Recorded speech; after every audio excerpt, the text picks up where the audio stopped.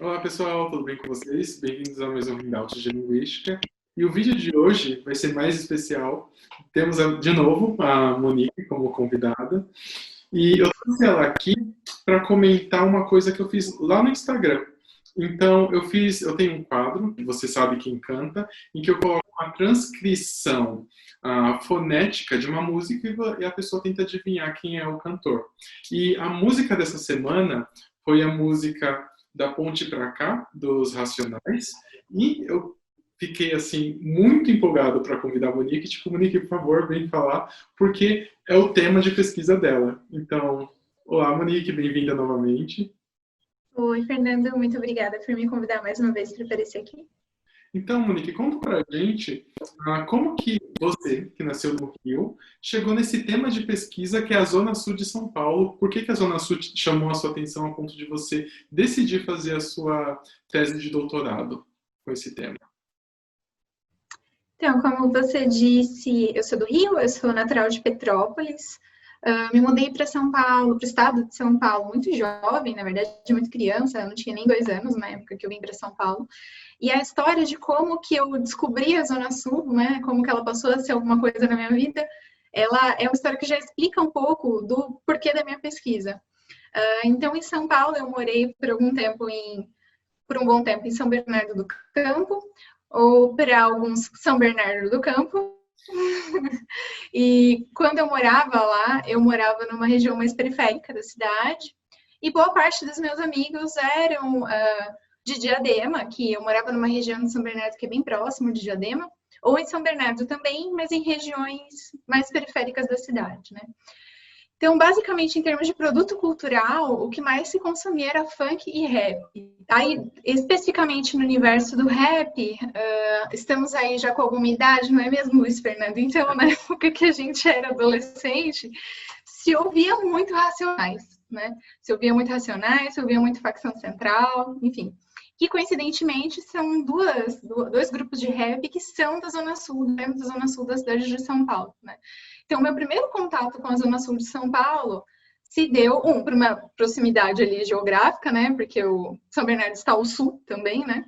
Embora não seja mais cidade de São Paulo. E por meio do rap, né? Então, foi a partir de Racionais e Facção Central. Então, embora eu não morasse no Capão, eu sabia várias coisas sobre o Capão sem nunca ter ido lá morando em São Bernardo, porque eu ouvia Racionais, né?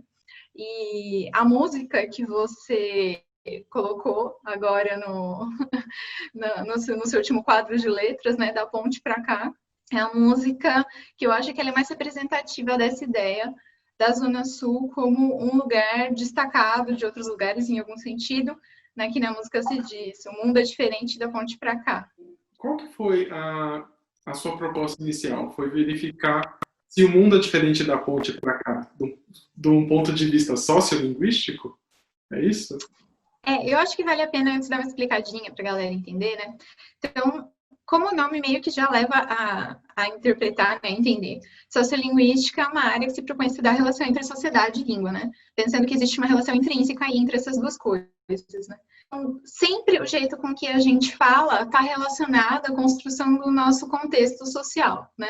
Tanto num nível mais amplo, quanto no nível mais local, de como a gente se relaciona com as pessoas ao nosso redor. Isso vai ter a ver com classe social, com região demográfica, várias outras coisas, né? Então, na sociolinguística, a gente sempre se propõe a entender qual a relação entre o contexto social que o falante vive e o modo como ele fala, né? Então, como tem todo esse discurso de que o extremo da Zona Sul é um lugar diferente, né? Passando a ponte, seja ela qual for, a João Dias ou tantas outras que levam para a Zona Sul, o mundo é diferente. Então, será que isso se verifica em termos de práticas linguísticas? Ou seja, os falantes, as pessoas que moram no extremo da Zona Sul, que são da Zona Sul, elas mostram na fala delas algum padrão, alguma característica que pode ser considerada como própria dali, né? E aí, enfim, a minha pesquisa tenta responder essa questão de diferentes formas, mas acho que uma coisa que vale a pena dizer aí, e que volta à questão inicial da minha relação com o extremo da Zona Sul, é que tem pesquisas que começam a argumentar a respeito da construção de figuras principalmente o Mano Brown, do Racionais MC, como algo que vai se chamar de ícone sociolinguístico, né? Então, o ícone sociolinguístico é aquela pessoa, aquele falante, que ele vai influenciar comportamentos de outras pessoas que têm ele como referência, né? Então, comportamentos, dentre eles, comportamento linguístico, né? A gente sempre entende que o comportamento linguístico, ele está junto com vários outros comportamentos, numa relação de constituição mútua, né? De uma via de mão dupla. Então, o Mano Brown, por exemplo, seria essa figura que é um ícone linguístico para além do extremo da Zona Sul, né? Ele é um ícone sociolinguístico do jovem periférico brasileiro, né? Ele extrapola até o estado de São Paulo, mas obviamente, né, por uma questão inclusive de todo o entorno de um jovem do estado de São Paulo, ele vai ser um ícone sociolinguístico ainda mais relevante no estado de São Paulo, né? Então, várias coisas ali que a gente percebe na fala dele são coisas que, claro, né, é sempre aquela coisa do que veio primeiro, o ovo ou a galinha, mas o Mano Brown, ele fala, ele produz a forma como que ele fala e tal, a partir de coisas do contexto em que ele viveu, né? Até hoje ele mora no Capão, enfim, viveu, e ao mesmo tempo, o jovem periférico que toma ele como referência, pega também o comportamento linguístico dele como referência sociolinguística, né? Então, ao mesmo tempo que a variedade, que a gente chama, o jeito de falar do Mano Brown, ele fala muito sobre como é o falar do jovem periférico, ele também constitui o falar do jovem periférico. Entendi. Eu acho muito legal você ter comentado isso, porque, pelo menos quando eu era adolescente, eu via muitos dos meus amigos imitando o jeito dos Racionais de falar, tentando pegar as gírias. Então, é bem legal saber que a sociolinguística tem uma definição para isso, né? Como ícone sociolinguístico, que vocês chamam? Ícone sociolinguístico. No meu caso, particularmente, eu não estudo Mano Brown, né? Eu estudo pessoas menos famosas do que ele, mas que moram no extremo da Zona Sul. E então, o meu trabalho, né, como todo trabalho de sociolinguística, tem a ver com produção espontânea de fala, né? Então, eu pego dados de fala de pessoas falando no seu cotidiano e analiso, né? Mas é incontornável quando a gente fala de um falar periférico em São Paulo, levar em conta a influência que essa construção que o Mano Brown desponta como ícone, mas diz respeito a um contexto maior, faz parte. Tem um meme, eu não sei se você já viu, eu amo esse meme, que diz que provavelmente quem fez isso deve ser do Rio de Janeiro ou de algum outro lugar, diz que em São Paulo existem 2 jeitos de falar.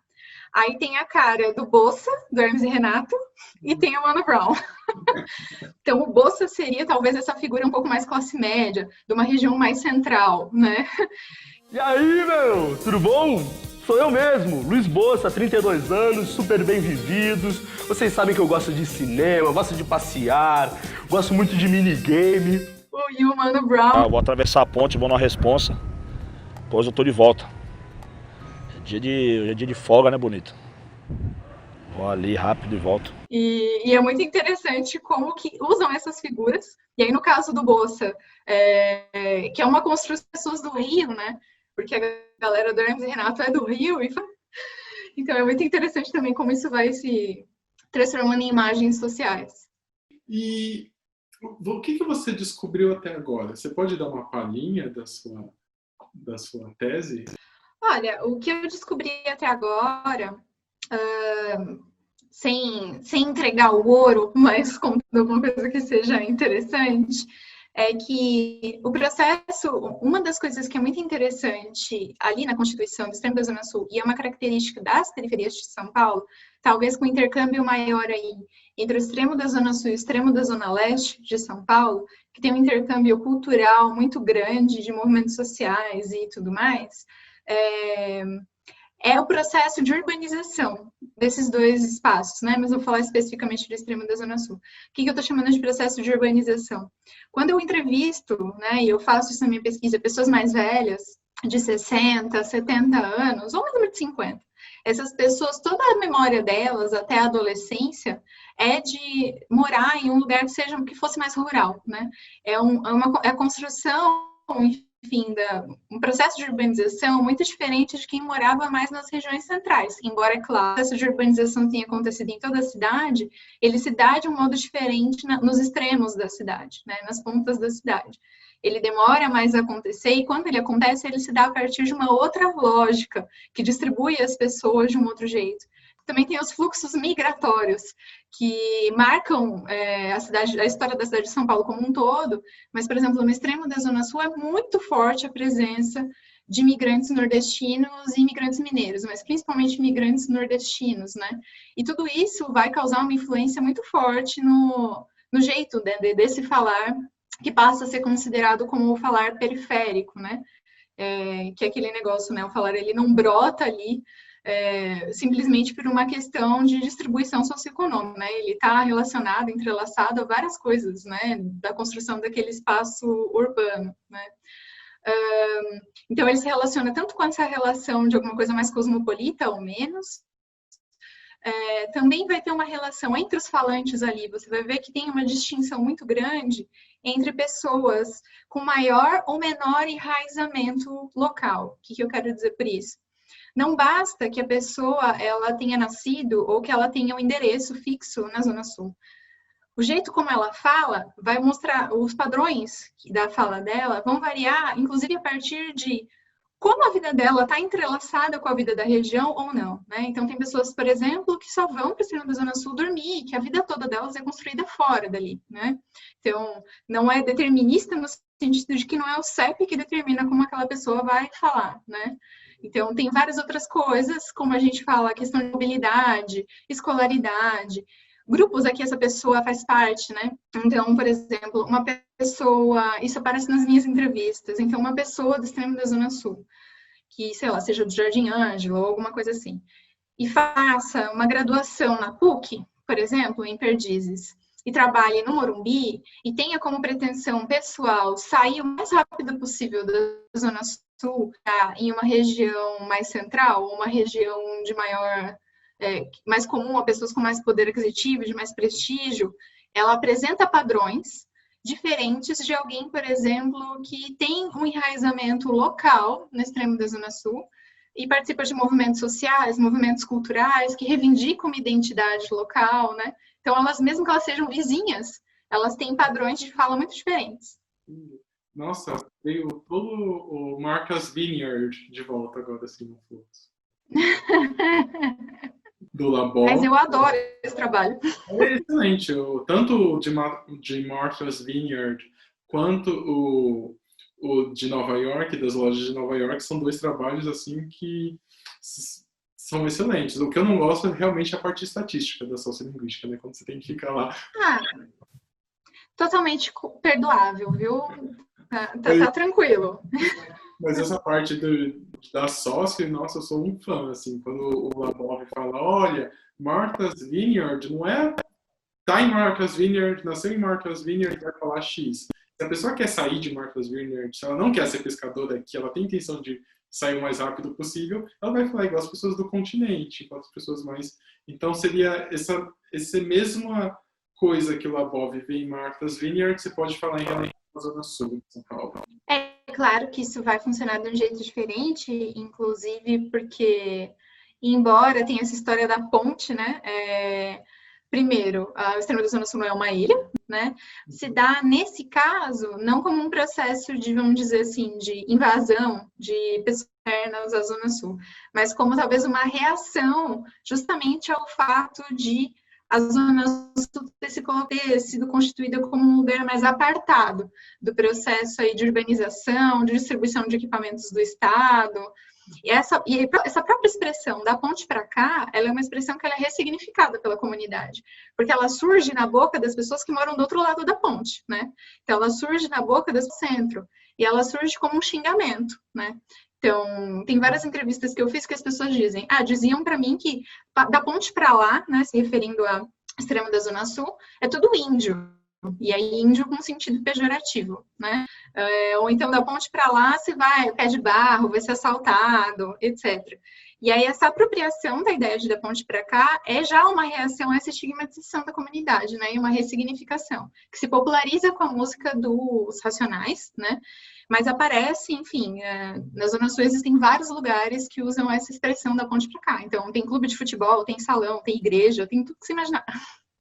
Ah, uma outra coisa que eu acho que vale a pena mencionar, já que você falou do Labov e tudo mais, o Labov, né, que é um sociolinguista, dei um Google aí rapidinho, ele fez um trabalho sobre o inglês falado pelos negros, né, pelos pretos americanos, né, dos estadunidenses. E a gente sempre tem esse debate no Brasil, né, se existe um falar negro no Brasil.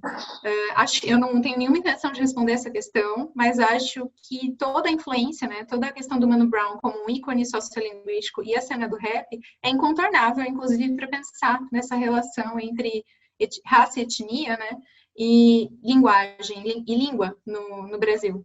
E o que você acha desse processo, por exemplo, da Unicamp selecionar o álbum dos Racionais como literatura?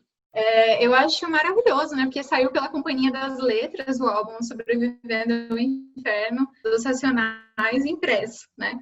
Teve até um amigo meu que fez uma brincadeira dizendo isso é golpe, né? Golpe porque, assim, tá vendendo em livro, então você vai pegar um valor caro por aquilo e alguma coisa está disponível online, né? Claro que você pode ler online, mas a construção daquele objeto livro muda o sentido também, né? Enfim, eu acho fenomenal, né? Eu acho que é inegável, né? Se a gente pensa nessas obras como obras de referência, né, da literatura e das artes, de construção da nossa identidade, da nossa cultura nacional, é absurdamente ridículo renegar o legado do Racionais, né? Que continua aí super ativo, né? Então, é inegável pensar no impacto que o Racionais teve na construção, enfim, de várias coisas da nossa cultura e da nossa língua, né? Então faz todo sentido ser uma das obras de referência, né? Entendi. Você acha que esse negócio de colocar em formato livro pode mudar a maneira que a pessoa aprecia o trabalho? Porque o importante da música não está só no que ele está falando, mas em como ele está falando, a entonação, tem muita coisa que você remete às outras. Então, ao colocar essa obra em formato livro, ao academizá-la, você também perde um pouco, não sei, só opinião bem leiga. Eu acho que ela se transforma um pouco numa outra obra, né? Ou pelo menos um pouco em uma outra coisa, né? Porque é um outro produto que está ali, né? Eu acho que existem diferentes formas de consumir isso, né? Então, é uma coisa a pessoa que, por exemplo, já ouviu Sobrevivendo ao Inferno, o álbum, e leu o livro. Outra coisa é quem só leu, só ouviu. Outra coisa é quem só leu, né? E acho que diversos fatores vão constituindo aí um ou outro, né? E é claro que as músicas do Racionais são muito mais do que a letra que tá ali, né? Mas e eu concordo, acho que é uma perda que alguém, por exemplo, só leia o livro, né? Não façam isso, ouçam o álbum dos Racionais. Mas eu, por exemplo, como alguém que cresci ouvindo Sobrevivendo ao Inferno, eu estava semana passada mesmo, coincidentemente, lendo Sobrevivendo ao Inferno, porque o Drauzio Varela entrevistou o Mano Brown, e aí eu senti vontade de ler. Eu estava lendo o livro e estava comentando aqui em casa o quanto era uma outra experiência mesmo ler aquilo, né?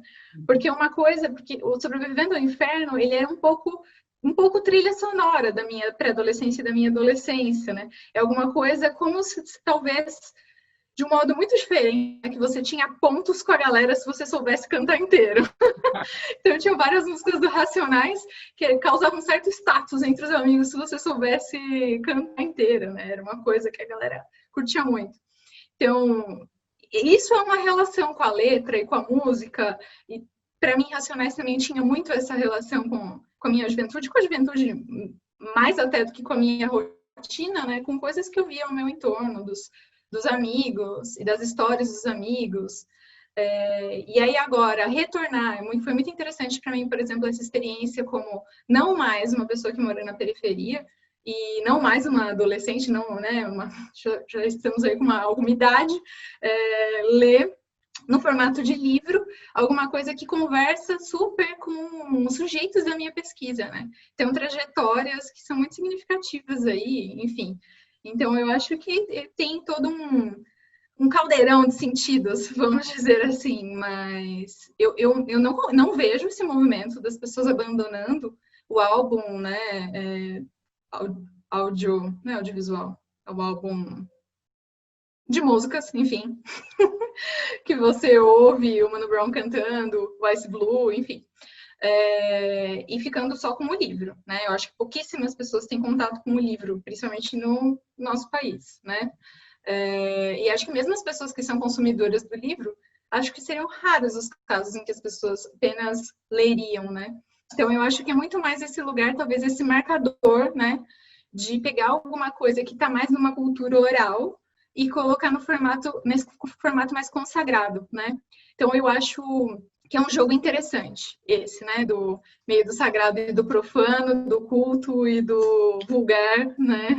Que se faz quando se faz essa transposição do Sobreviver no Inferno para o formato de livro. Bom, então, as perguntas que eu tinha é isso. Muito obrigado, Monique, por... Fico muito feliz, espero que tenha sido interessante para você e para quem mais assiste a gente aqui. Com certeza. Bom, então, é isso. Muito obrigado por todos. Esse foi mais um Autos de Linguística e até a próxima.